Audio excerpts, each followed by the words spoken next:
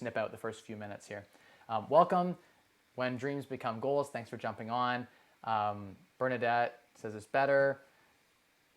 Watched every week and made a channel just to sub. That means so much, guys. We're closing in on 10,000 subs, which is huge. Because remember, one person who comments on my videos is drawn at random from one of my videos at random. I'm going to pick one random comment, use a randomizer, and pick someone. So the more you comment, the more chances you have to spend the day, to come to the firehouse, 9-bed, 5-bath, meet the mentees, meet myself, maybe go check out some properties.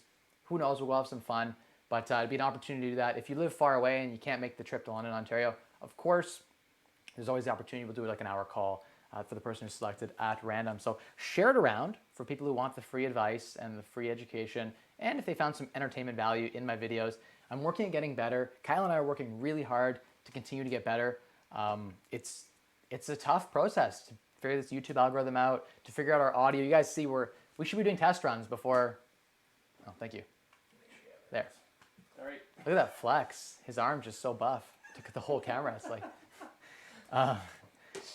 it's one of those things, guys, that, yeah, we're getting better. And you can see that the audio visual has improved over time. Of course, we still have hiccups. We get new sound amplifiers. I guess this can take in 2 mics at once, which is an upgrade from our old system.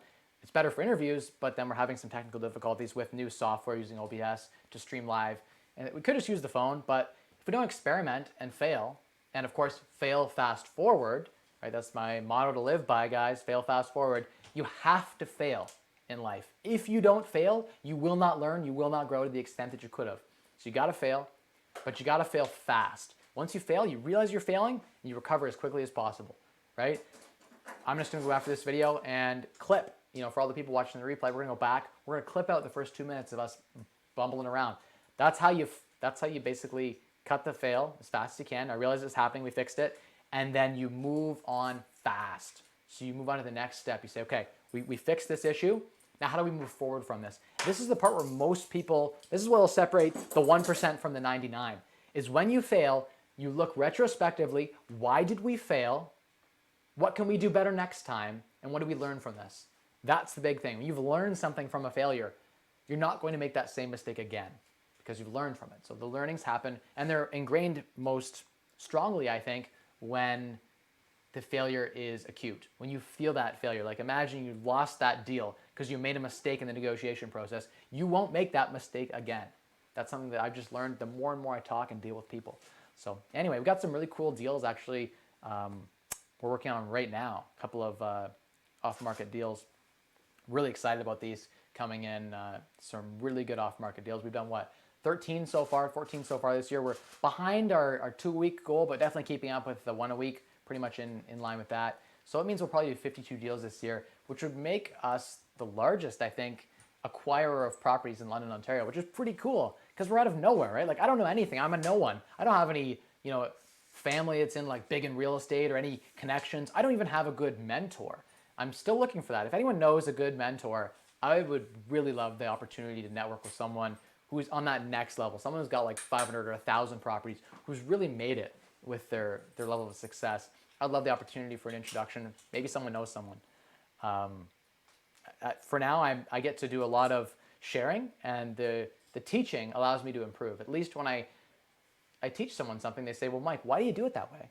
And I'm like, it's a good question. I've always done it this way because I thought it was the most efficient.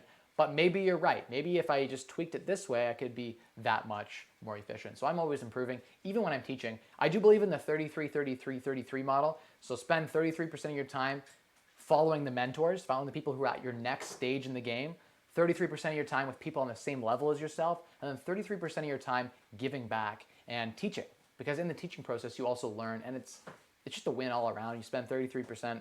Maybe it's not always exactly that percentage, but very, very important, I think, at the end of the day to ensure that you grow as a person, as a human being. At the end of the day, retiring early is great, and the money is awesome, and passive income is great, and I got a bunch of cool videos coming on passive income. This Saturday's video is on frugality, how I live on, basically, with my family of 4, 24 grand a year. How do I live like on poverty line income? The government of Canada, government of the United States, they would say that level of spending is poverty. And yet I live a lavish lifestyle. How do I do it? How do I make my dollars stretch? Of course, it's because I'm very intelligent and I've got skills that maybe some people who are in poverty don't have to stretch their money. Often they have substance abuse issues, mental illness issues, no family support. So again, those things can be very costly. It's not just necessarily about the money. But I believe a lot of people in society today, about 80% of people, could make steps to improve their situation. And at the end of the day, that's what this channel is all about, is helping you spend less, earn more, and maximize your returns. But at the end of the day, bring that all together, being a better human being, having a better life, improving on your overall quality of life. That's what it's about.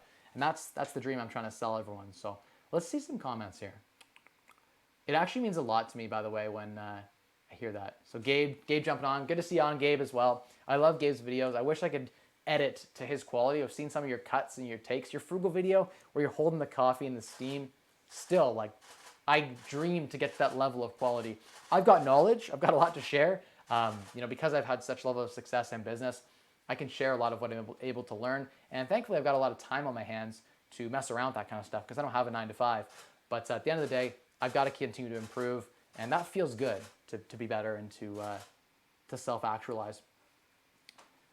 Brian Larson, I really do appreciate that sub. And anyone else who's watching this live stream, if you're on here jumping on and you've been thinking about subscribing to my channel and you've been watching the videos and you're one of those 52,000 people that just watch my frugal living video, hang on, screen just got all, I can't scroll up. Okay, it's fine, I'll drag this over.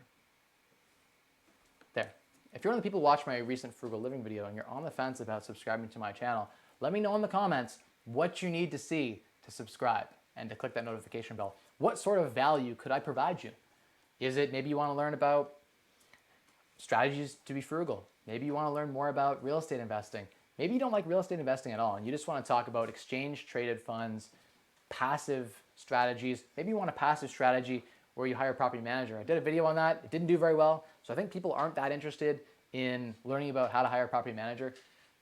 So you tell me. I let the audience decide where I can create value. And so if I can create value for you today, let me know. That's what I'm here to do. Cool. Okay, so no echo. All good. Mitchell, good to see you on, Mitchell. Mitchell Patter says, nice man, I like it. I'd love to have the opportunity to hear how you scaled. Yeah, so I've done a lot of good videos on my channel about that, specifically about some of the strategies I use, like the Rosehart real estate snowball, how anyone can buy 10 properties in 3 years. These are basically, in a nutshell, the strategies that I used. And of course, I use more than just one strategy, but a couple of strategies in tandem to basically unlock what I've been able to do, which is buy a lot of real estate and become super frugal and save pretty much all of my day job income.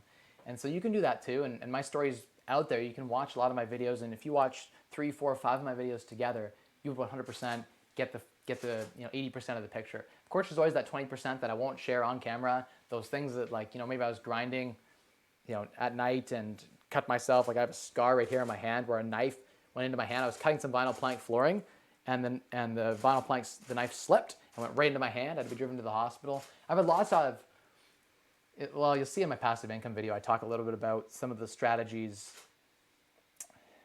At the end of the day, to really earn passive income, like truly passive, it unfortunately requires you to plant a seed. So you got to invest time, energy, or money. No one just gets money for nothing. Like, that song from like the 80s, the money for nothing and the chicks for free, just doesn't exist. Not until you've put in the time, put in the energy. Then, it's true. That can happen. You can have passive income. Michael Chung, good to see you on. Creighton Frank, go Mike. Thanks. Appreciate the support, guys. Okay, let's see. Quality matters. Very true. Quality does matter. At the end of the day, I think quality over quantity. I still believe that today in everything that I do. I would rather, if 10 people reach out to me, I'd rather have one meaningful conversation and ignore the other 9. That sounds bad, but rather than giving 10 people terrible advice. So I do believe in doubling down on quality in everything that I do. Why cut corners? You know what I mean? There is something to be said about quantity, and I'm trying to build a quantity business as well as a quality business. So I'd like to do more deals, more property, because I know that more deals, even at a smaller margin, can be a huge piece of pie. Pie being like profit. Oh, and that's why you dropped the number of videos you did. Exactly right. You guys know that I used to post Monday, Wednesday, Friday, and the cadence was not only killing me because I was trying to deliver you guys value, and deliver to my family and to my business and all the things that I'm involved in. But I dropped to a Wednesday live stream, Saturday upload. That has immensely changed our workload. I mean, I feel like I'm doing a lot. I'm spending more time on quality videos and less. You'll notice the quality of our videos has improved, and I think some of the content more recently has been improving. I've been trying to be more focused to a wider stream. I've been trying to be more entertaining. I know it's kind of tough when we're talking about dry topics like personal finance or real estate investing. What I should do is maybe start a little channel where we did like walkthroughs of properties. That stuff gets interesting, especially when people get shocked by electrical wire, like myself, touch a wire and get shocked, or have some real fun and slip and fall down a set of stairs. That's stuff that's amusing. I mean, Ben Mala's Life for Sale, love that show. Very entertaining. Okay, let's go down the questions here. By the way, if you have questions, jump them down in the comments. I will try to answer all of them tonight and hopefully add some value to your guys' lives. If not adding value, then what's the point? Jake Wing says, hey Mike, if investing in real estate with a spouse, does it make sense to only put one name on the mortgage to maximize the number of properties combined that we can get while meeting mortgage rules? Thanks. Great question, Jake. I do believe that if both spouses are working, you should each buy properties separately. You will be able to get more mortgages if you have his properties and her properties. If you join together on the properties, unfortunately, your max number of mortgages will be less. It is unfortunately true. In my own situation, on the last few deals, I couldn't get approval unless I added my wife's $37,000 salary or whatever it was onto the mortgage as well. It helped me get in those last couple of deals. So I did that, sort of shot myself in the foot. The thing is, I didn't know everything that I know now, and getting a deal rather than not getting a deal is more important at the end of the day. Even if you can only get 8 deals quickly, it's better than doing 1 deal a year slowly in each of our names. So it kind of worked for us. But yeah, there's 2, 3, 4, 10 ways probably to skin the cat. At the end of the day, yes, putting them in separate. If you can qualify separately and show down payments separately, then you would be able to get theoretically more mortgages buying separately. Good question. Alex says, Mike, you're a role model and a true inspiration for me. Thank you so much, Alex. I'll try, that's a lot of responsibility to live up to, but I'll try my best. With great responsibility and great power, with great power comes great responsibility. So I know that I'm a mentor to thousands of people that watch these videos, and so I got to sit up straight. I got to eat healthily and not, not act like a fool. I've got to give you good, solid, tangible advice. That said, of course, don't rely just on my advice. There are a plethora of individuals sharing on the internet lots of strategies that have worked for them. I have no ulterior motive. I have no courses to sell you. If you want to invest with me, that's cool. You want to lend me some money to buy real estate, that's cool too. I'm not making that ask right now of anyone. People can invest however they want. This channel is designed to give back, and so I do appreciate that you're getting value from that. If no one was getting value, if no one was on this live stream right now and I was talking to myself or no one, that would be an extremely bad use of my time. But on Instagram, I've been getting a ton of positive feedback, and I'm grinding, a lot of that feedback. I'm spending hours a day talking to people, and I've got to scale that back a little bit to focus more on my real estate business, but I enjoy it. I love it. And I wish I had more time in the day to have these conversations because it's very rewarding. If I can have an impact on someone's life, I meet people sometimes out in the wild that, this is a crazy thing. At 10X, I don't know if this person's watching, but at 10X I met someone, and they'll know who they are if they're watching this. And we were at a CVS pharmacy, and I was getting a protein bar and a drink because we missed breakfast. We slept in. We were up late the night before, and we went to the 10X Grant Cardone conference, and we went outside the stadium about half a kilometer down the road, and we just happened to be in a CVS, and someone comes up to me and says, "You're Mike Rosehart." And I'm like, "Yes." He's like, "Man, I'm from out east in Canada. I love your videos." And it's like, "Hey, here's my dad," and we got a handshake and had a quick chance to meet.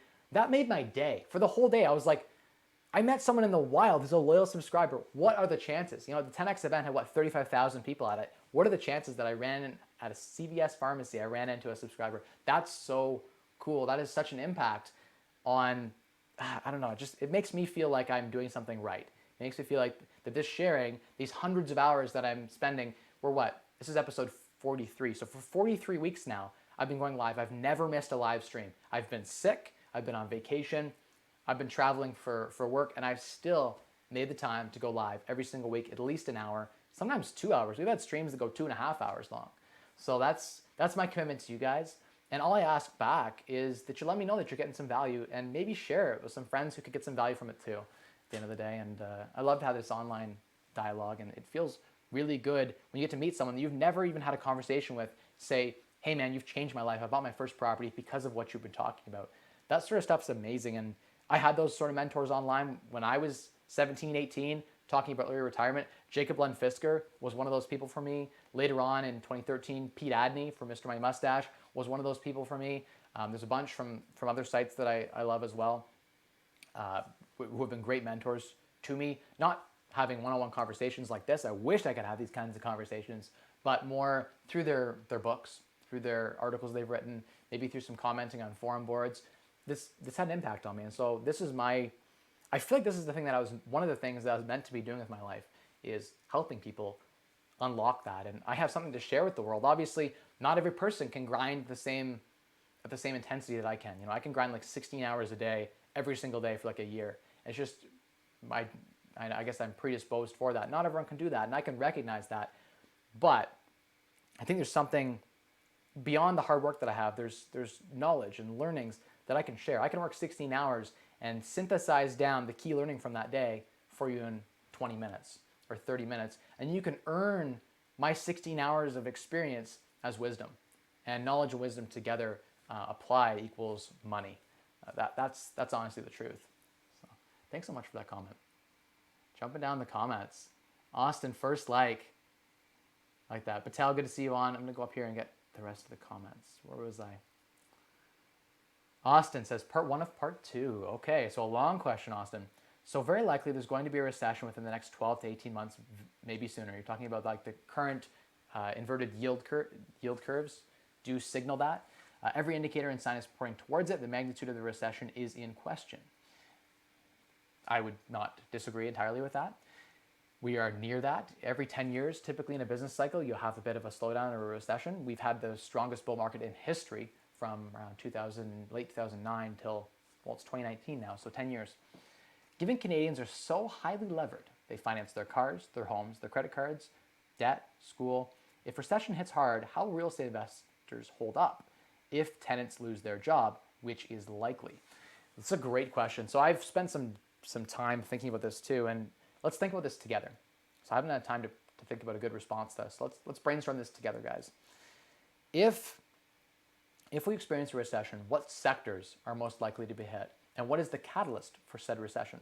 So I'm curious to think curious what you think, Austin, about a catalyst for a recession. Catalyst means something that is going to start it. So there has to be an event that triggers said recession. It doesn't just happen out of nowhere, right? There's an event, a law comes into place, or something happens, a big bank fails or whatever, right? Something happens that triggers said event, maybe oil prices, something has to happen to trigger the event.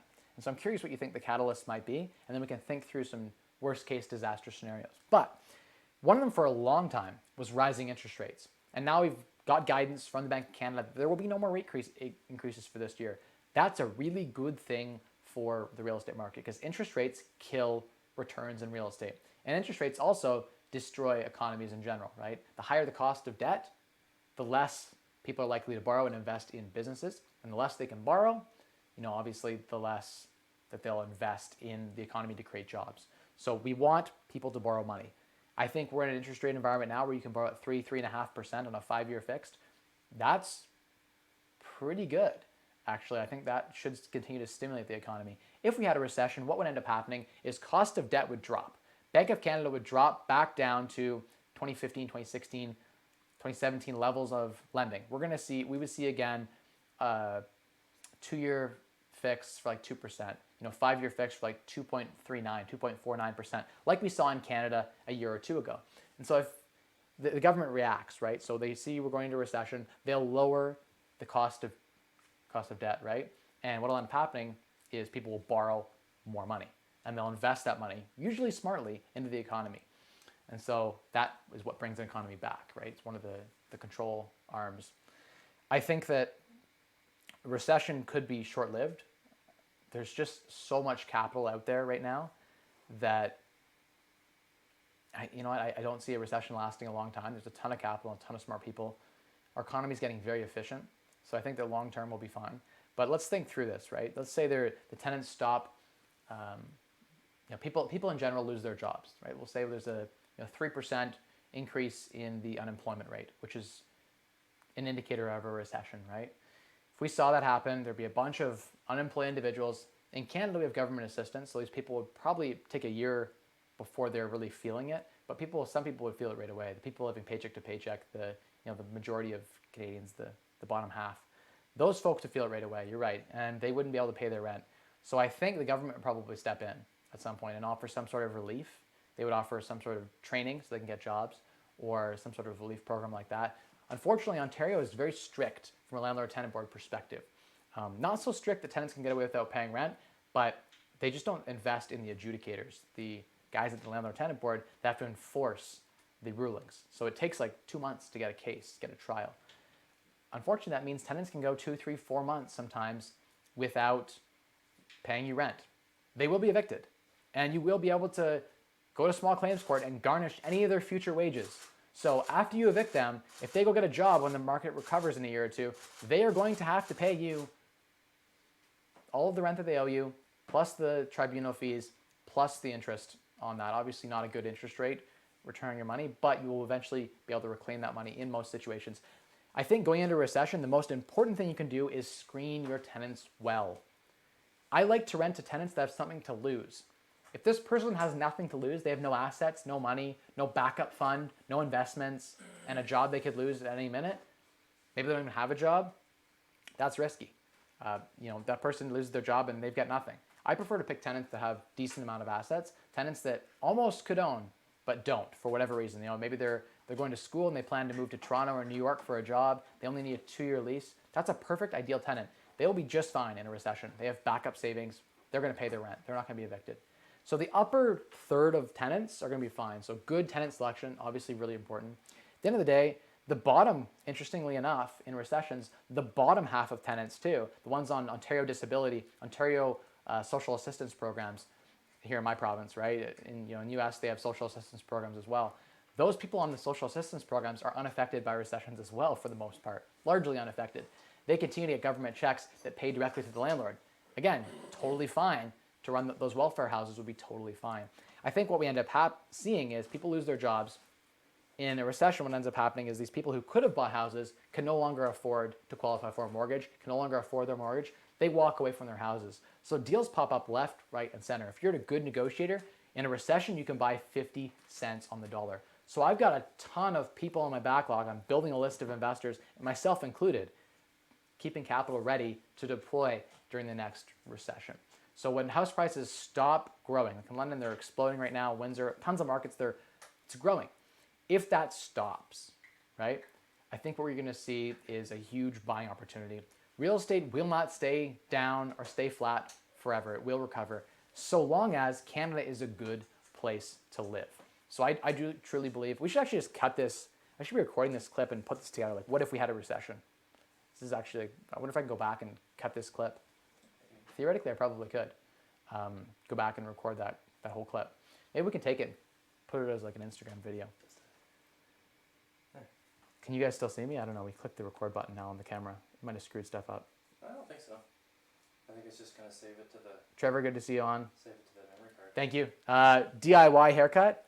I cut it myself with my wife's help at the back.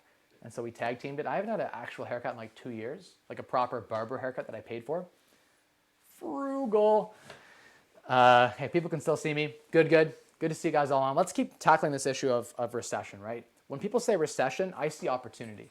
Right now is a bad time, in truth, to be buying.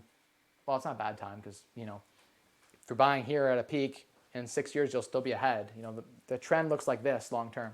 So long as Canada is a good place to live long term. I think that Canada is a great place. There's a ton of natural resources. Water will become more and more valuable. A lot of the natural resources that we have in this country will become extremely coveted and more valuable, which makes Canada a good developed nation to live in. Further, we have a good reputation on the global scale. I think we're number 2 or 3 most coveted country to live in the world. And so that, as long as Canada stays a good place to live and we continue to have immigration, real estate prices will continue to grow. Real estate is extremely tied to population size. So if Canada is truly on track, like they said, by 2050, 2075, to have 100 million population, If we go for 100 million population, that's 3 times roughly our current population, like 35 million or so. Maybe we're close to 40 million. I don't know. Someone fact check that for me. If things continue to grow, the top 10 biggest cities, London is the 10th biggest city, I believe, in Canada. It was, maybe it's the 11th now. But in the top 10 cities in Canada will all do extremely well long term. So I think prices are going to be relatively stable. Even if we had a dip where prices drop by 10%, my investors and myself, we're buying at 90 cents on the dollar, 80 cents on the dollar in many cases, sometimes 70 cents on the dollar, and renovating and adding value. So we're often so far under market value after we've added value through renovation and strategic tenant placements, etc., that even at 10% dip, we often still have equity. We still haven't even lost any money at this point. And so I feel very comfortable myself, and my investors feel extremely comforted by that fact that we do have consistent, considerable margin. And because all of my investors buy 20% down, none of my investors do 5% down. I did a rant about that a little bit last night at London on Fire.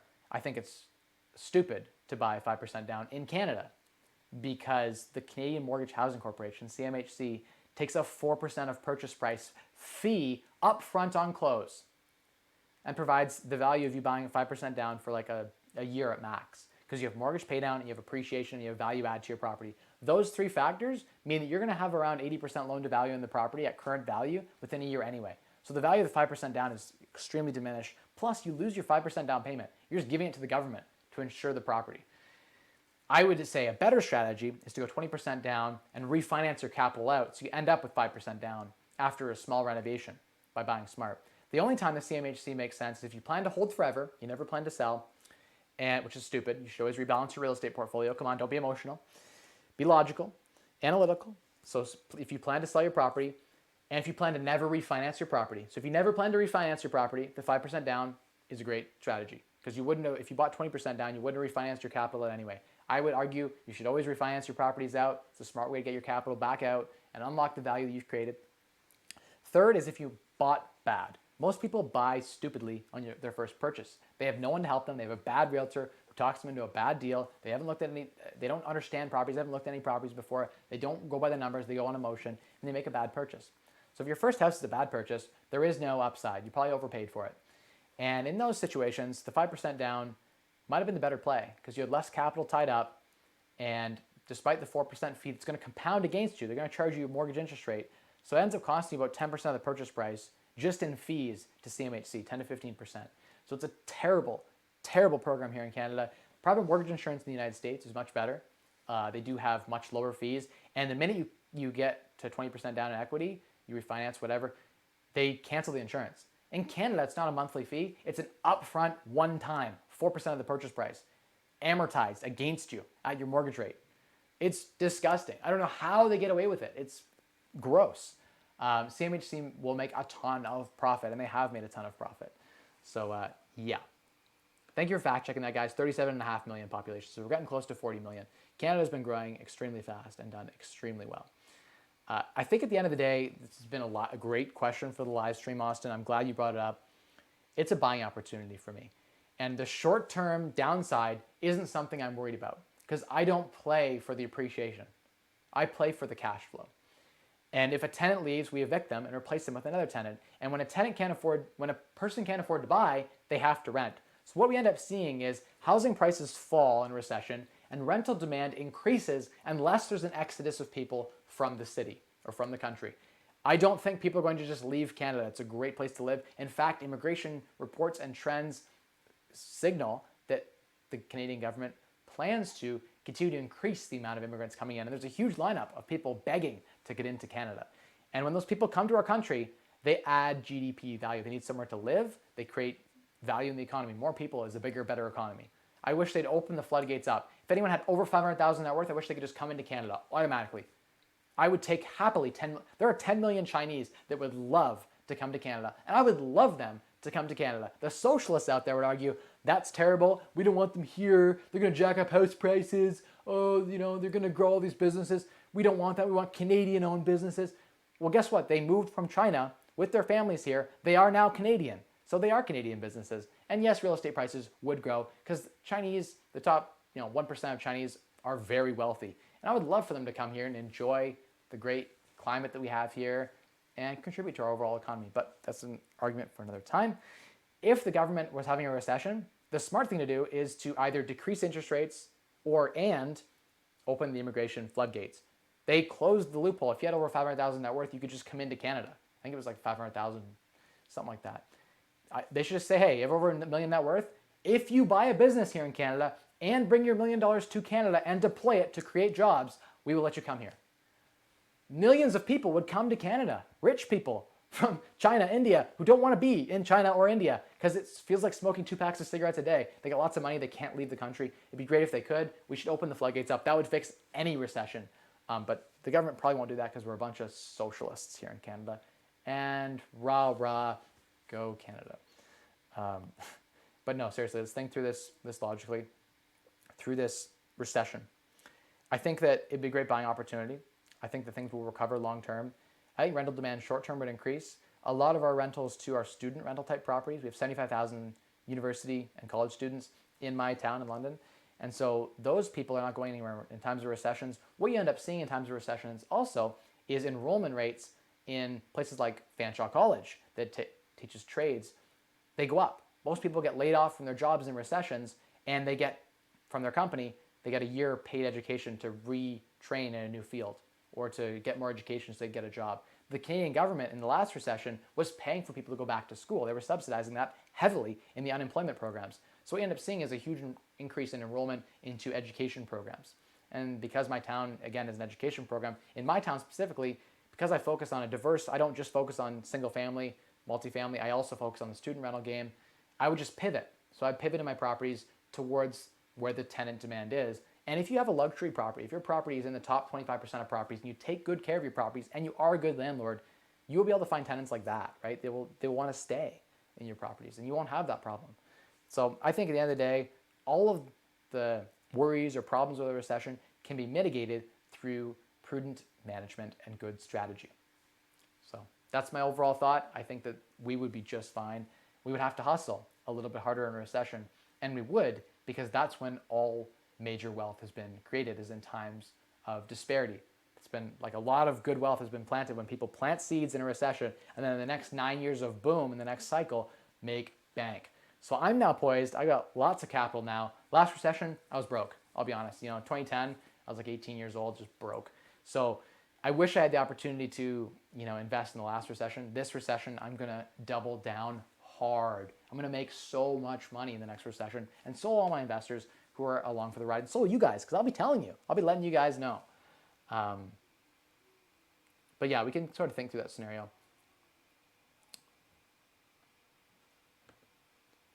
Okay. Michael Chung, good to see you on there. So Austin has another question. Scenario, and they can't service their debt. How will landlords get rent payments? If student parents lose their blue-collar jobs, who will pay for their housing? This is a possibility. Of course, there is always a possibility that tenants will not pay. I think that what we do is we are prudent, we move forward.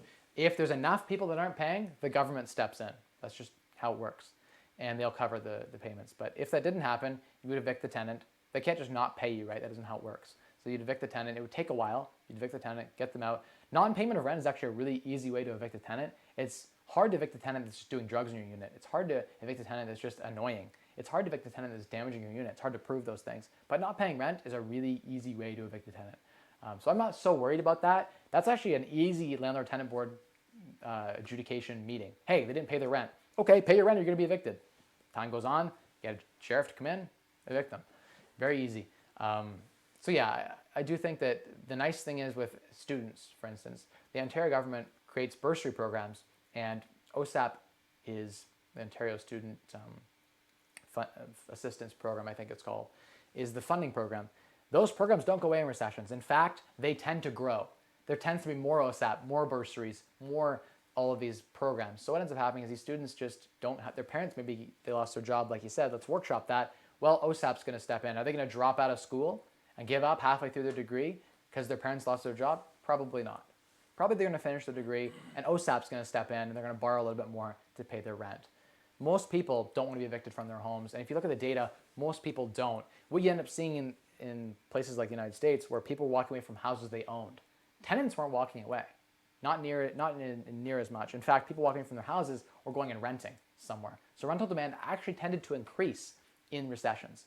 So it's actually contrary to popular belief. Rental demand is stronger. Where you get really screwed with a recession is where you're buying appreciation plays, condos in downtown. In a recession, tourism's down. Airbnb doesn't do so well.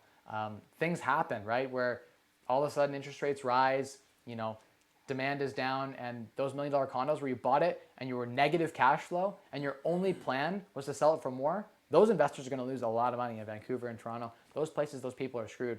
I'm buying properties that cash flow triple the mortgage payment, right? Not cash flow, but rent for double, triple the mortgage payment in many cases, depending on the size of the mortgage, double if it's a bigger property.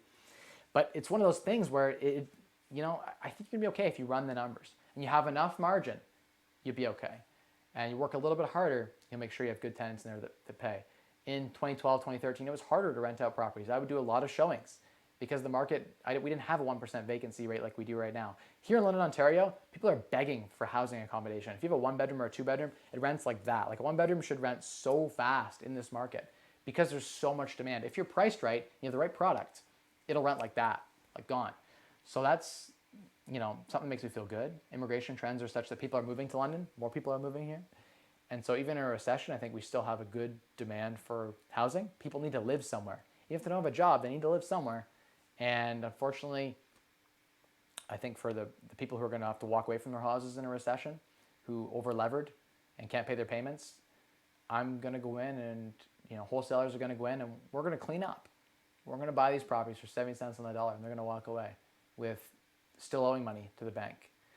It's going to be sad, but these people didn't buy smart. They did buy for cash flow. And so the market will unfortunately punish. That's why if you have a property that doesn't cash flow at current market value, you should sell it.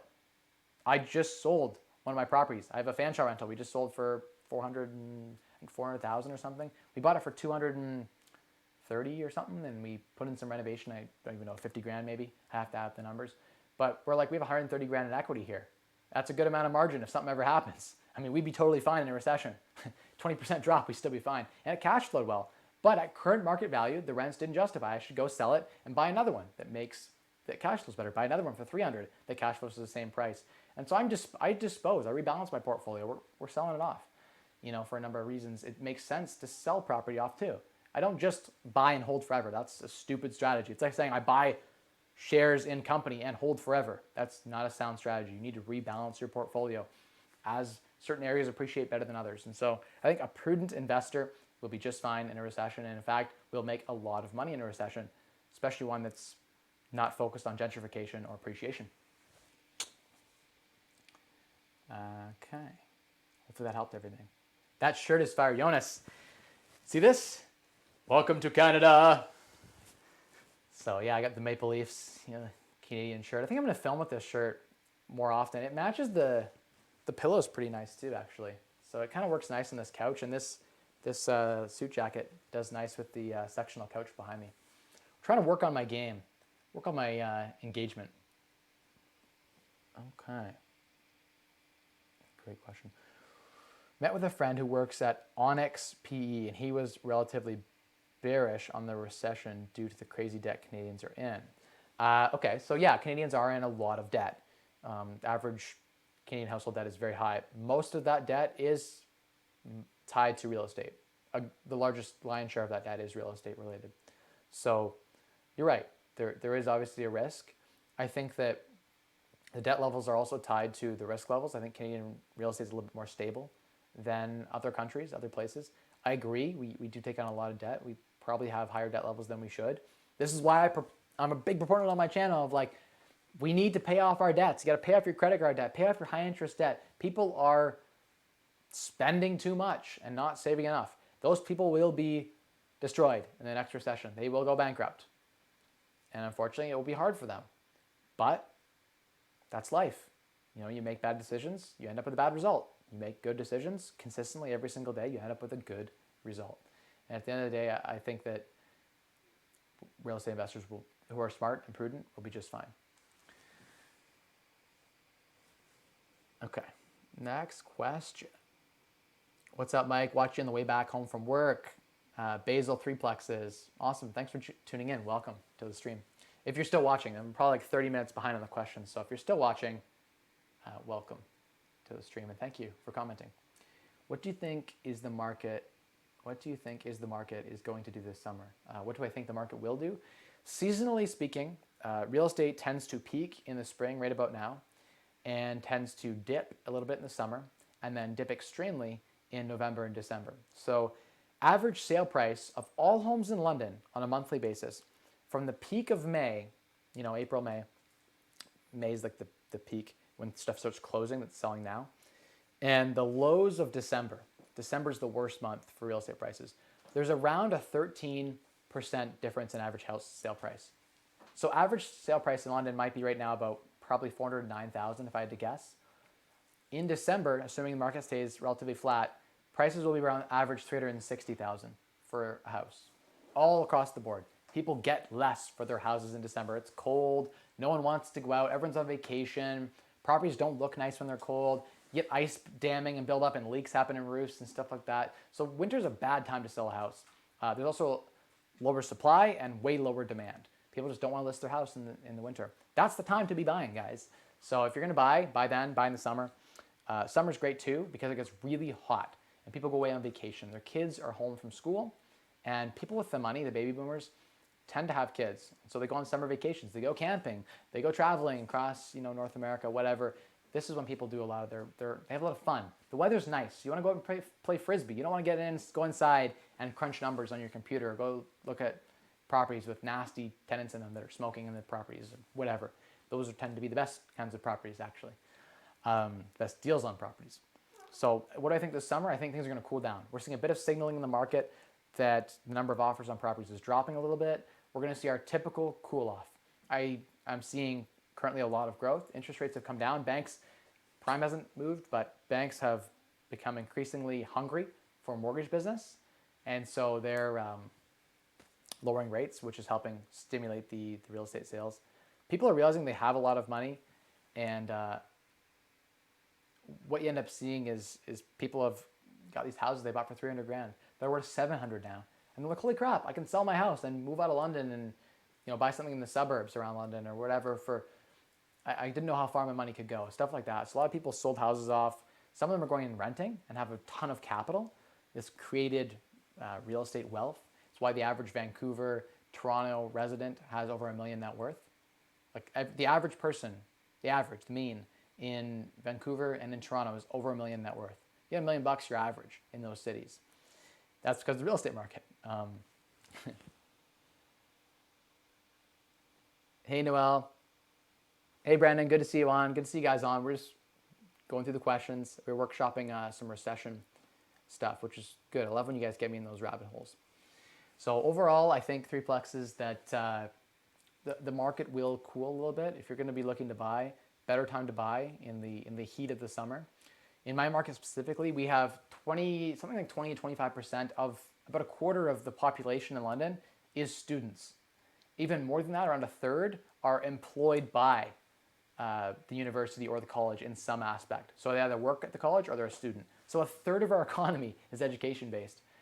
For the Western University, Ivy, Fanshawe College, Trios College. We've got a bunch of education institutions here in London. So what that means for my local market is in the summer, the landlords that missed the boat, who missed the May 1st student move-in, they have some vacancy in their properties and they get a little bit more sensitive to selling at that time, which is good.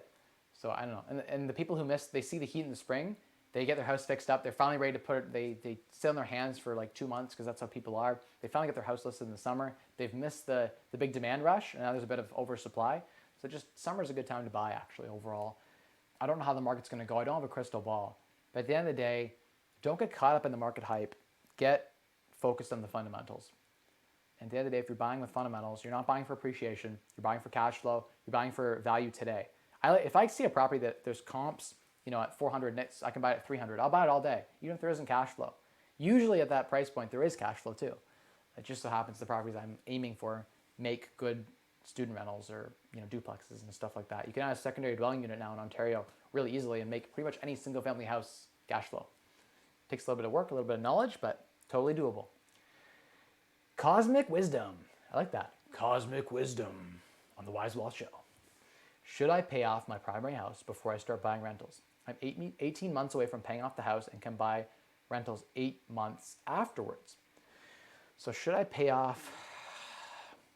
I don't think so. I think you should go get your house appraised and remortgage it, 80% loan to value, or go get a home equity line of credit on your property for 70%, 65% loan to value. Take that capital, use the Smith maneuver to deploy that capital against a rental property to make your personal primary residence mortgage a write-off. Because in Canada, it's not a write-off unless you take the capital from your house, borrow it, and reinvest it somewhere else. It makes your mortgage in your primary residence tax deductible. Very smart. It's called the Smith maneuver. The guy, it's the Smith guy, that's why it's called the Smith maneuver. Anyway, so that's what I would probably do is go lever up your house and then buy rental properties with that capital. I talk about this in Andrew Hines' podcast. Actually, he just dropped the latest episode. I think it's episode 12 or something like that, 11 or 12. He and I had a good hour and a half chat about real estate investing and my story and some of the stuff I talk about, like the rebalance of real estate that no one talks about. And in that, I talk about you can have one paid off house or you can have 5 properties at 20% down. I would always take 5 properties at 20% down. Net of mortgage servicing on all 5, you'll have way more cash flow than one paid off house. So I'm not a big fan of paid off houses. I like 20% down because you avoid the private mortgage insurance, CMHC, Canadian Mortgage Housing Corporation charges. So I do believe in 20% down, never more. Why would you put 30% down if you don't have to?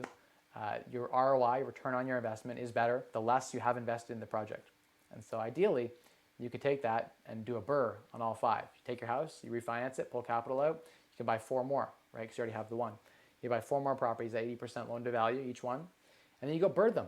So a BRRRR is a buy, renovate it, then you rent it out, and then you refinance it. Take it back to the bank and say, look, I've added value. I bought this property 90 cents on the dollar. I've renovated it now, and I've added some value to it. In the process of adding value to it, through renovation or whatever it is you did, maybe you took the tenants out and put new tenants in at top market rents. You go back to the bank, you order your appraisal, it comes back, you've added some value, you pull out all your down payment, you do it again. So you go from 4 to 8 real quick. Then you probably max out on your mortgages. But then you'd go from 1 property outright. I've seen people do this, go from 1 property owned outright to like 8 properties. That's a really cool thing. I want to start documenting that on my channel with my investors that we've been doing that with. Guys who, don't have the energy or the time because they're working other jobs or they're spending time with their family to go and grind the BRRRR, and I do it for them. And my team does it for them. And we fix these properties up, and they get these big refis, and they pull their capital out. And that's an amazing thing when that happens. Even if you pull out half your capital, get down to 10% down payment, your ROI doubles. Your cash flow is the same, but you now have 10% in the project instead of 20%. That's huge. If you get down to 10% in the project, you're looking at going from 25% ROI to 50% return on your investment ROI. That's amazing. That's an amazing thing. Owning outright in cash, you get your return down to like 6-7% in real estate. So I don't like owning real estate in cash. The advantage of real estate is that you can lever it up so cheaply. You can go borrow money to buy real estate really cheaply. That's awesome. That's my favorite.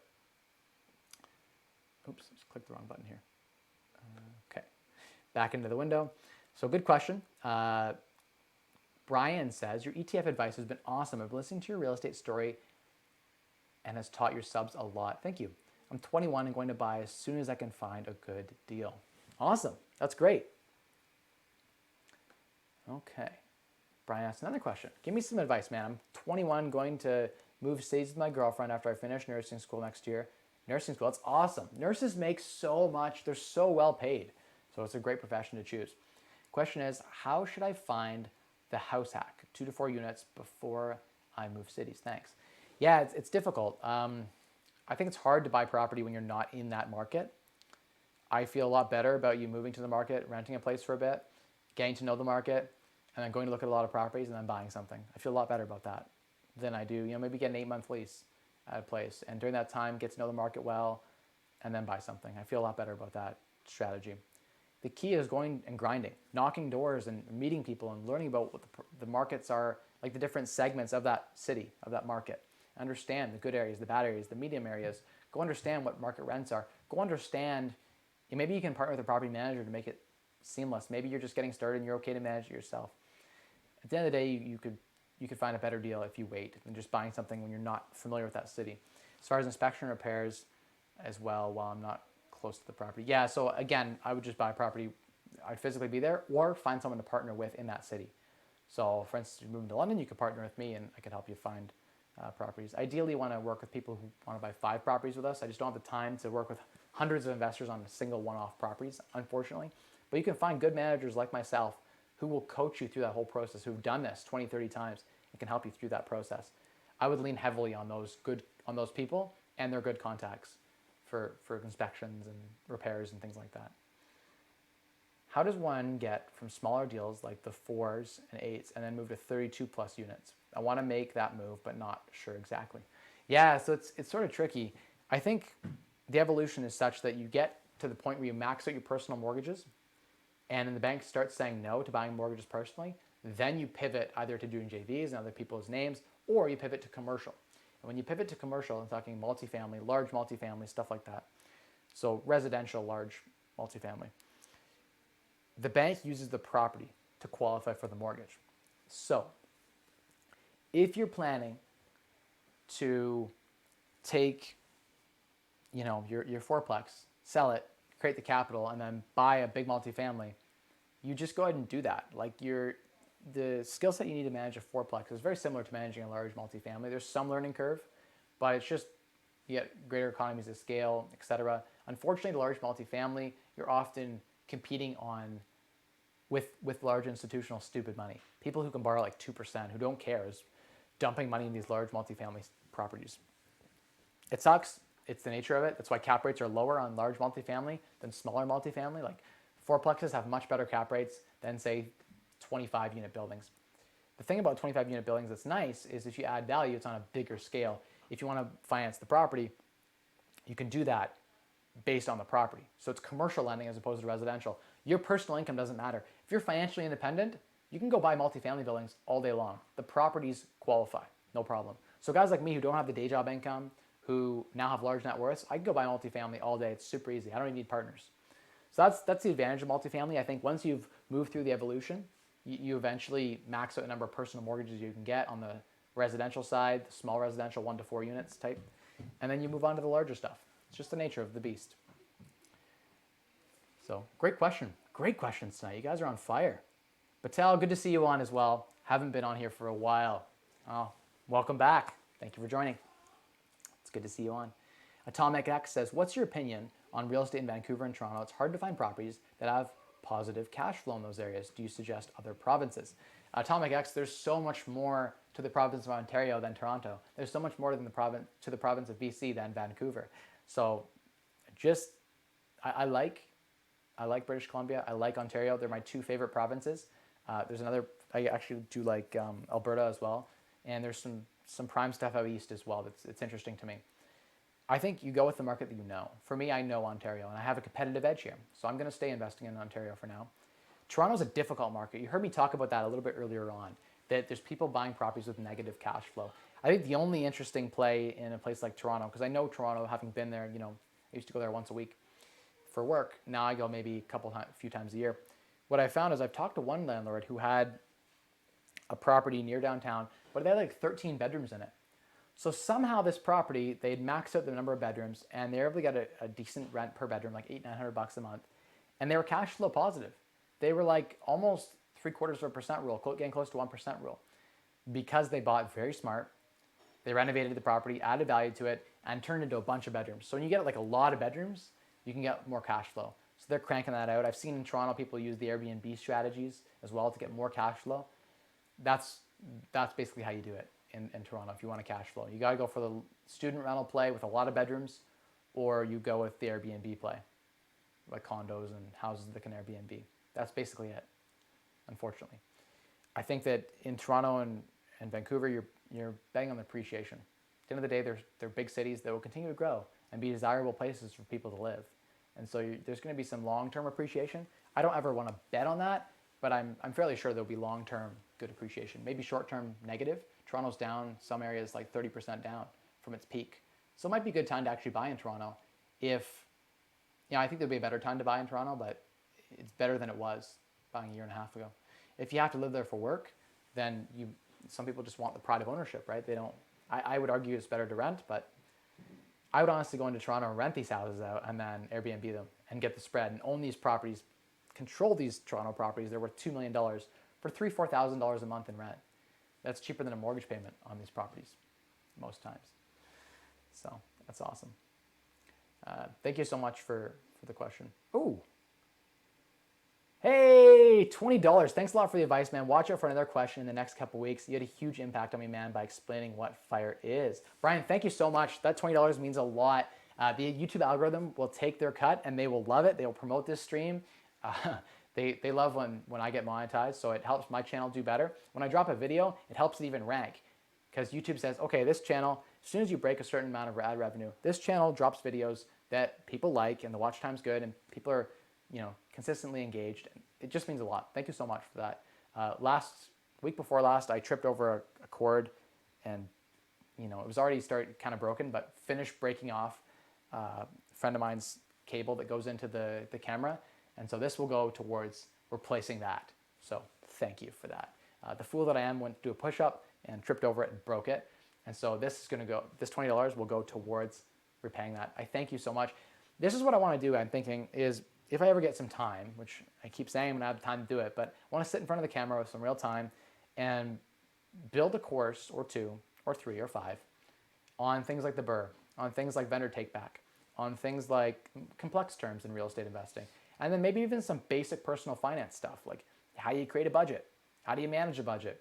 How do you get your spending down? What are some strategies you can use, right? How do you do meal prep? I could do courses on all these things and just give them away for free. People are all charging for courses. Forget that. I'll give it away for free. And I'll tell you what, if you get value, you donate something. You don't get value, cool. I don't have a return policy because it's free. That's like, I feel like if you throw value out there, you will get value back. And so that's, because I believe so strongly in that, that's how I'm going to operate going forward.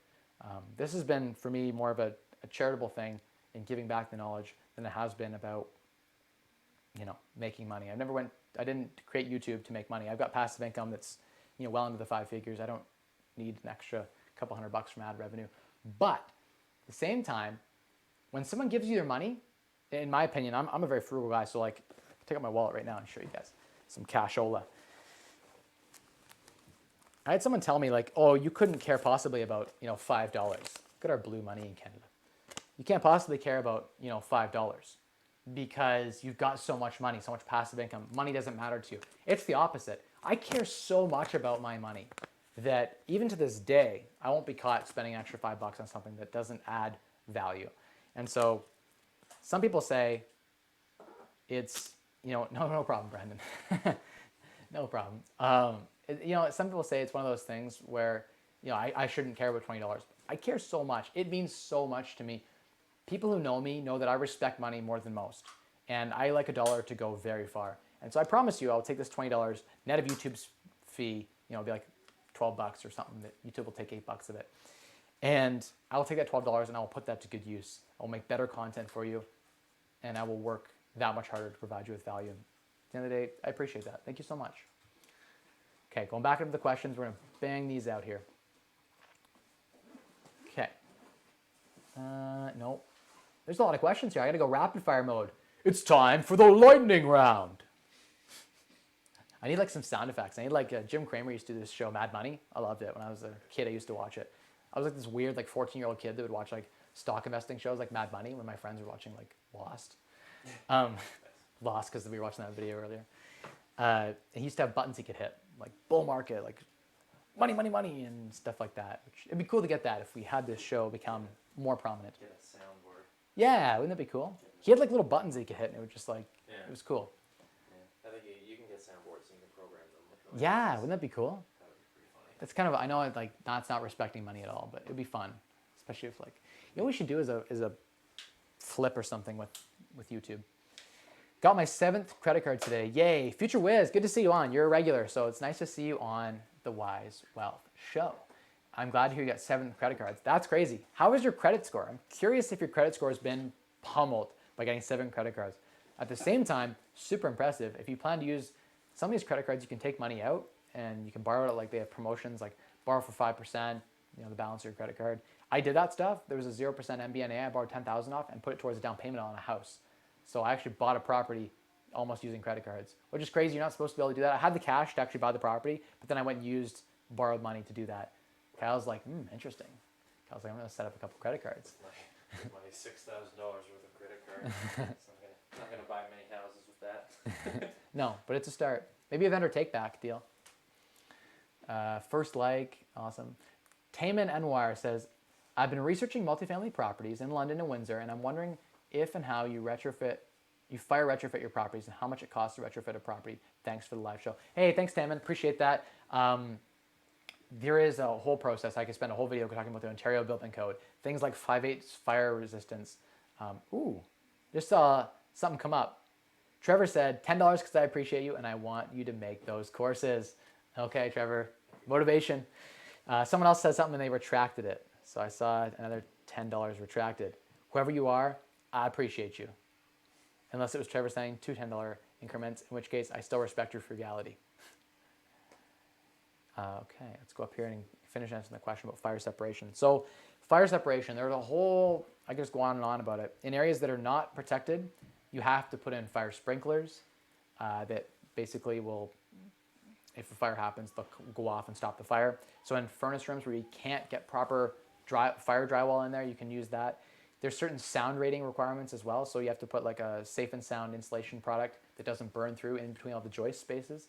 Depends on the construction of the home. I'm talking about timber constructed homes.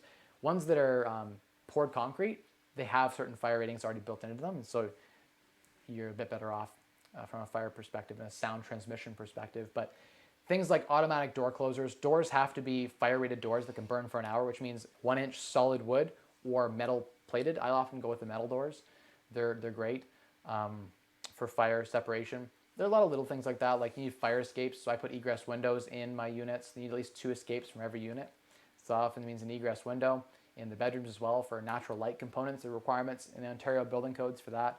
It depends on what you're trying to do, but between units you basically need 2 layers of 5/8-inch thick drywall. There is also a fire assembly Ontario building code compliant 2 half-inch sheets of drywall that is compliant as well. So if you had a property with half-inch drywall and it failed, you could go to the city and say, I want to, put another half-inch on top. I don't want to have to rip down all the half-inches there and throw it in the garbage. That'd be $1,000 in demo and $1,000 in dumping fees.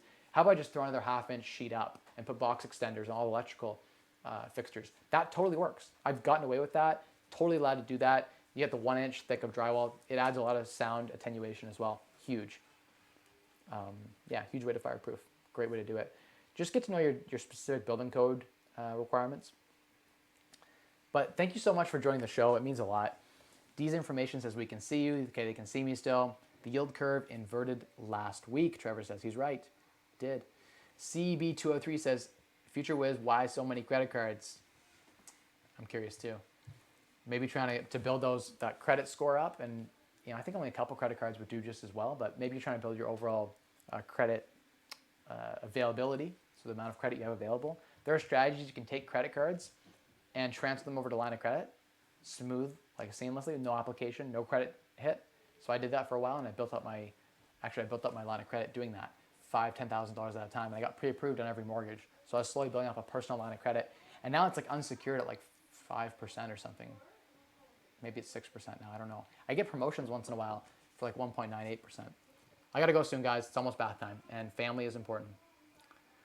I found the same, 36.06 million population in Canada. If the landlord and tenant loses their job, no one can service the mortgage repayment, and a shit ton of defaults will happen. 90% of capital is in real estate. So if I lose my job and don't get cash flow, I'm effed.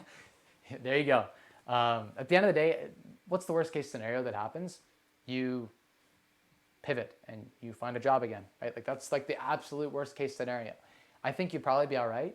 I think that people are overly cautious. I myself was overly cautious and unnecessarily in a lot of ways. I think when you free up your time, what you'll find is your time is valuable. And if you use that time to invest in yourself and invest in businesses or in real estate and things like that, it will pay dividends down the road. So you may get through a year or two during a recession where you're not having a lot of cash flow from your real estate portfolio. Although if you bought for cash flow, you'll probably be just fine because of a lot of the reasons that I brought up. But let's say that you weren't, you'd have to spend extra time, extra energy to optimize your portfolio, right? You have to work harder to keep your units rented, to ensure you're collecting rent. At the end of the day, you just take them to the landlord tenant board and evict them. within 2 or 3 months, and you're good. So the worst case scenario, I would say, make sure you go into a recession with some cash buffer. So for me, I have lines of credits and things like that that I rely heavily on, Austin, that are really, really important. I think that if something happens, and I always think a worst case scenario, what if at 10 properties the furnace went like that? So we have like $3,000 or $2,000 for a furnace times 10 properties. There's 20 grand. Always have a certain amount of capital set aside. I like a metric of 5% of the property's value set aside, accessible. Maybe in a line of credit. You pay a little interest to borrow it, whatever, but at least you have that capital accessible. If you had a time where you had 3 months of, imagine 3 months of vacancy, could you carry the property for 3 months? If you have that 5% set aside, yes, you'd be fine. In the long term, you will have a great return on investment.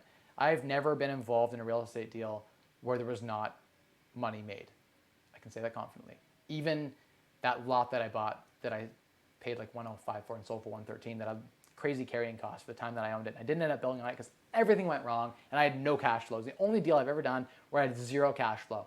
I invested in a development play, a piece of land, about a year and a half ago, and I ended up still making some money on it, but barely. I sold before the market heated up. I should have held it. I would have made like 50 grand because the market heated up in 2017, but in 2018 it got even hotter. In 2019 it's even hotter.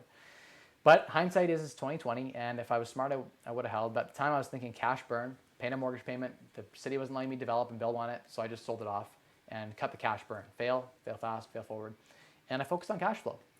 Every time I experiment outside of cash flow, I get burned a little bit. So it's sort of interesting to think about, focus on the fundamentals, do what you're good at. At the end of the day, if you're buying, Austin, your property specifically, we got if we're getting $5,000 a month in rent, even if one of the tenants didn't pay, you'd still have cash flow.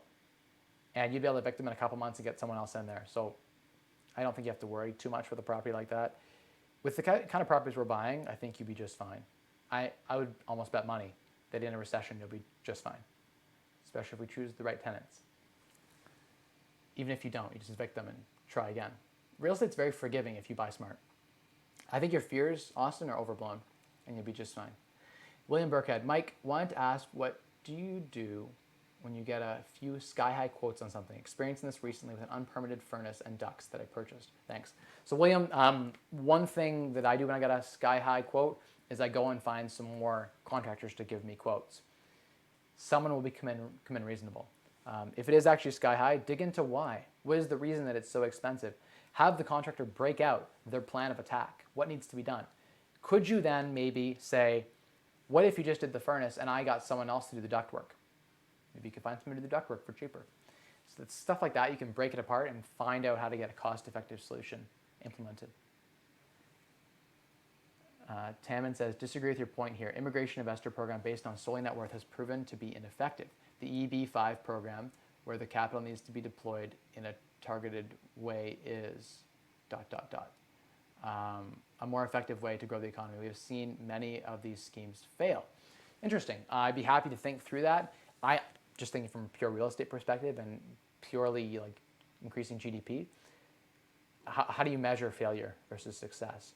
I would argue that if real estate prices are increasing and affordability of housing is decreasing, that's a good thing. It means the economy is doing well. It means it's a desired place for someone to live. It's bad for the people in the bottom quarter of society who now are being squeezed out because there's so many millionaires in Vancouver, for instance, and a ton of Chinese money. There's portions of Vancouver where no one speaks English. I saw them. Whole malls. People like barely speak English. It's because people brought a ton of net worth. I think there needs to be stipulations and requirements and covenants attached to that. If you're bringing money in or you're borrowing money from family to come here, whatever, you have to invest that money. You have to buy a property. You have to invest in a business or buy a business. There should be certain stipulations where you're ingrained into the Canadian economy and just living here to enjoy it. You've got to actually produce value. And in the act of producing value by buying property here and businesses, you're paying tax. That overall helps the economy. It's an overall net positive, in my opinion. I would be happy to discuss more about maybe where I'm potentially wrong. Again, I'm not a political science major, so understanding the politics of things, I kind of stay out of that for the most part. I think it'd be good. It'd be good for my business overall if a bunch of people brought a ton of money here to London and started investing that capital here. Of course, I want them to have to invest it here. At least if they move here, they're spending that capital on consumption. That still drives the economy. So obviously a dollar invested goes a lot further than a dollar consumed. People argue that consumption is more valuable to an economy than investment. It's actually just not true. If you play it through, the the dollar invested goes further and does more for GDP. It's amazing how little people realize that Canada requires immigration to succeed as a country. We have to work together with immigrants, not against them. Keith very well said, we should embrace immigrants. Canada is a multicultural place, and I love that about Canada. It's one of the things that makes Canada great. We accept people from all over the world, and if I was going to run Canada, I'd run it the same way.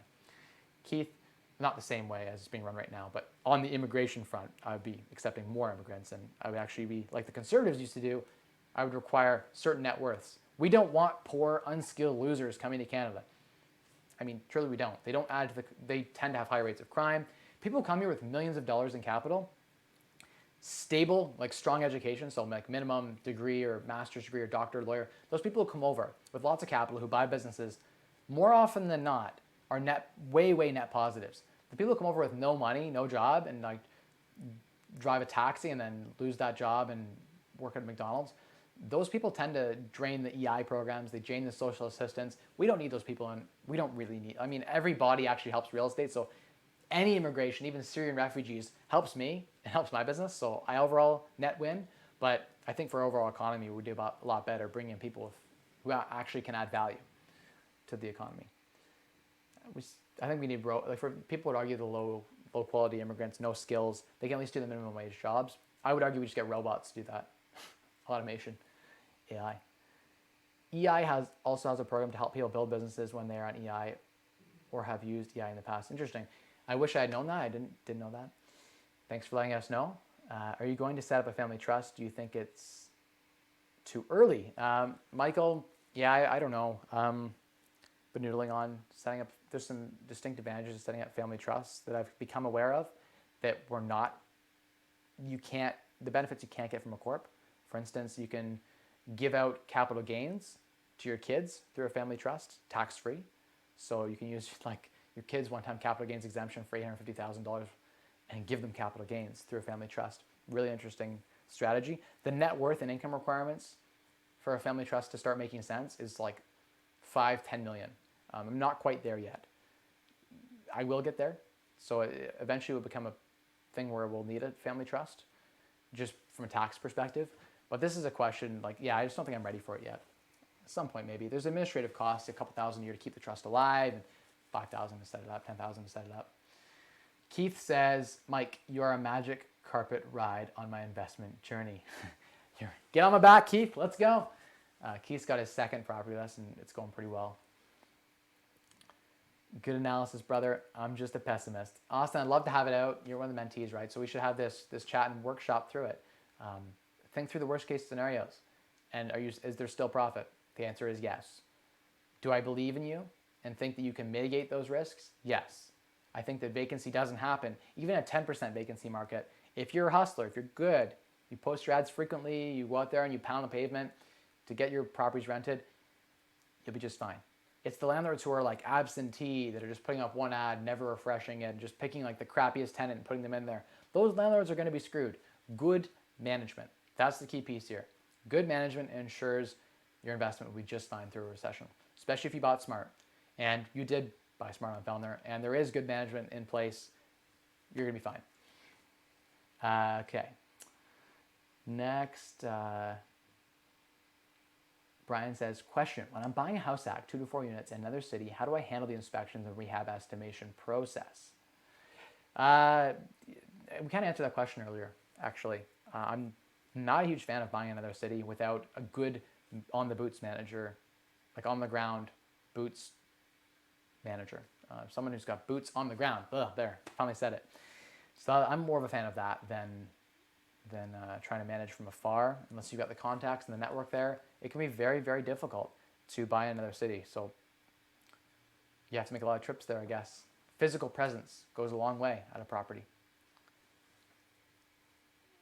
And inspections. So again, if you don't have the experience, the background, like I have the experience, I do my own inspections on my properties. But if you didn't, always a great idea, hire a home inspector.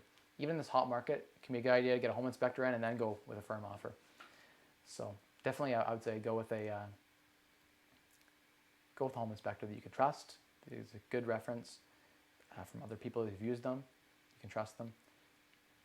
rehab estimation process. I have a whole process that I go through to estimate. A lot of it's just gut feels, what I feel like it'll cost to fix something.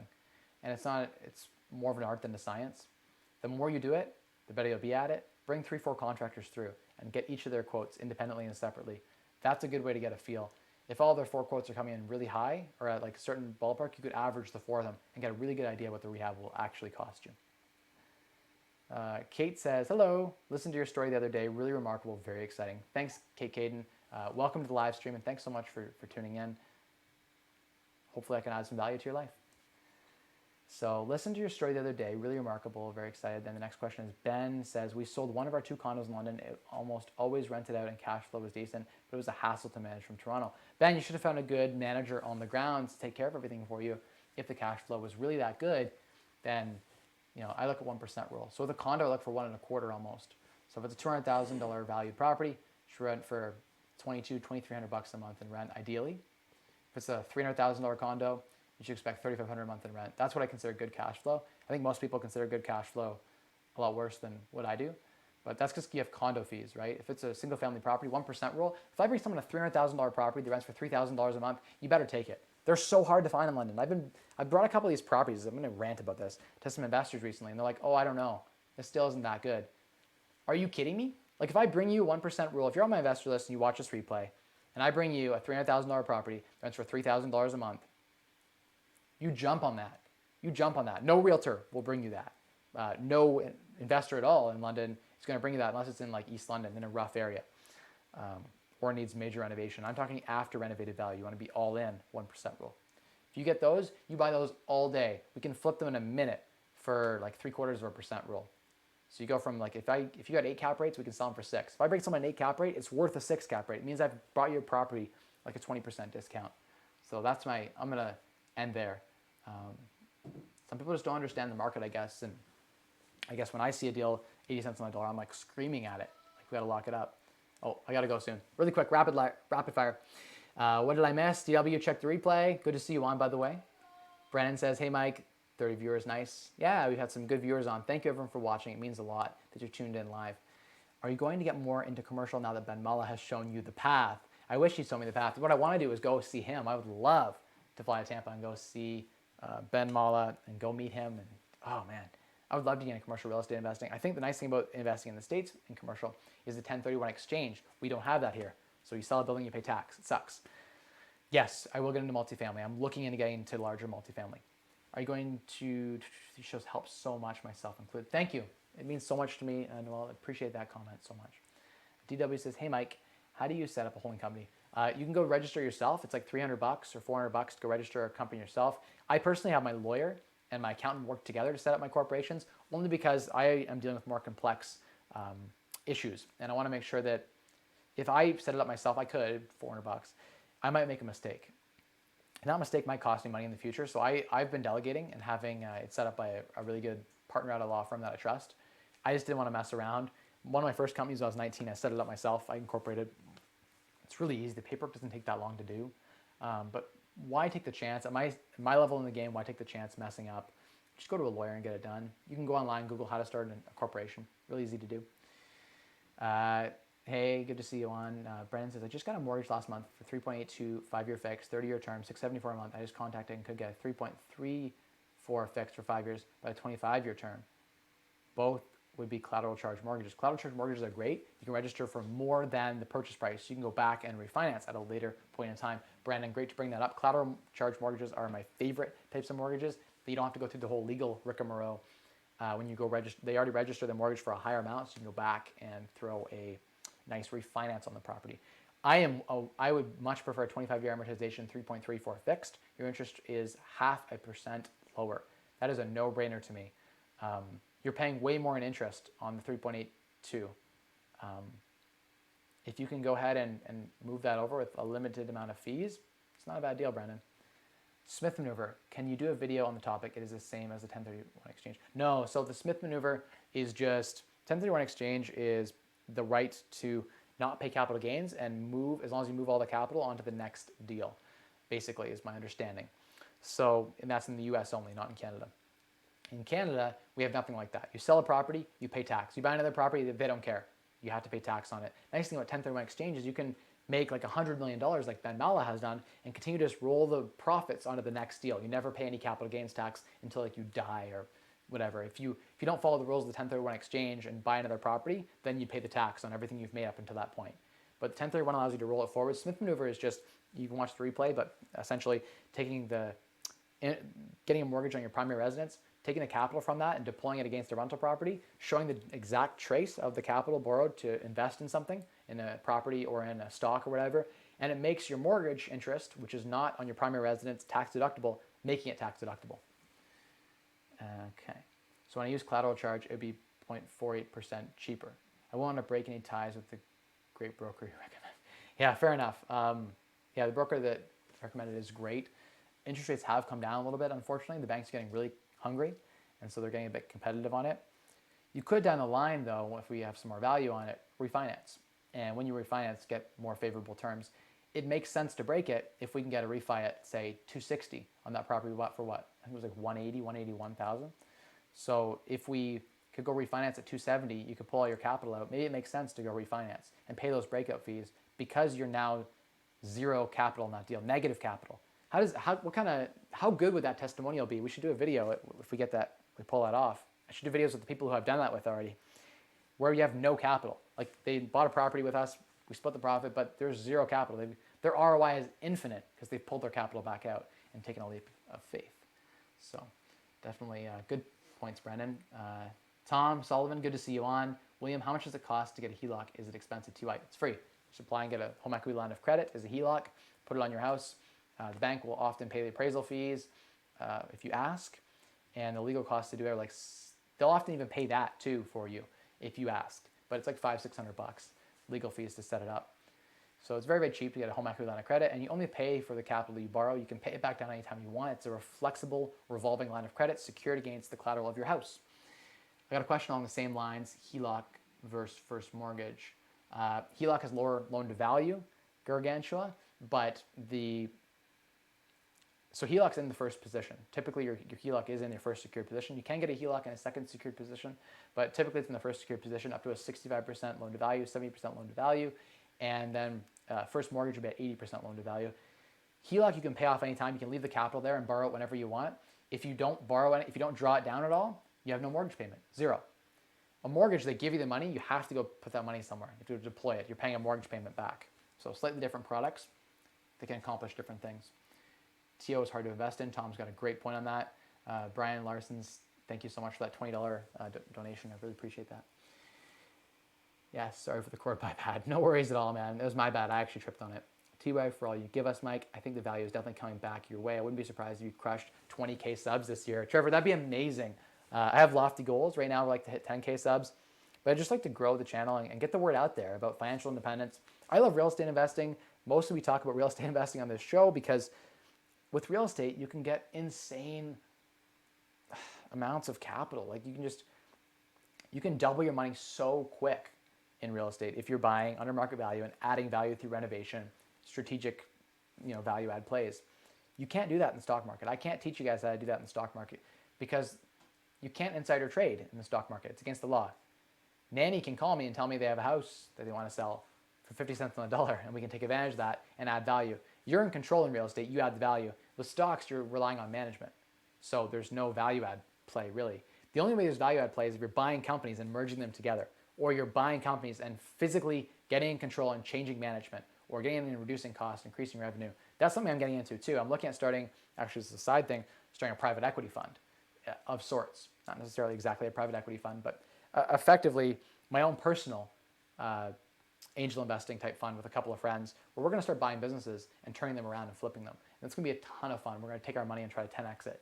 It's going to be a lot of fun buying some cool businesses as a side to real estate. So if you want to, and I'm also starting potentially, my wife's looking at starting a flipping arm. So she might be doing some flips. And so we might borrow money and use the capital we borrow to flip properties on the side as well. So there's certain properties that have been coming in that no investors want because they don't cash flow. Like a property worth 450. Right now, I can probably get for 340. It's 110,000 upside, maybe a 50K renovation. That means there's 60,000 in profit. I don't want to let these deals go away anymore. Like normally, I've just been passing them to a realtor and telling them to sell it or whatever, right? And just giving them advice. Now I should maybe lock those up and make that 60 grand. If we had 10 of those a year, that's 600 grand in our pocket. So that's kind of a cool opportunity. Mike Rosehart is the protector of money. Noel, that's actually I'm branded around that. I got to really hurry. I got to end this stream now. It's almost 9 o'clock. It's true. People who know me know that I am the protector of money. I keep money safe. I go put it to work in a safe place. I don't go throw this money in a high tech, a tech growth stock.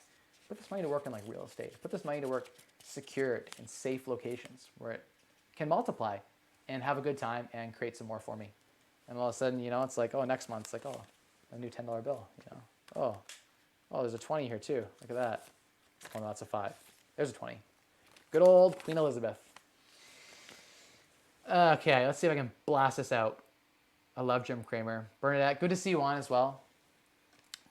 Bernadette's my aunt. Okay, let's see. Oh my God, there's so many. I gotta go rapid fire. Accidentally sent it twice. Do you have LOCs at the bank?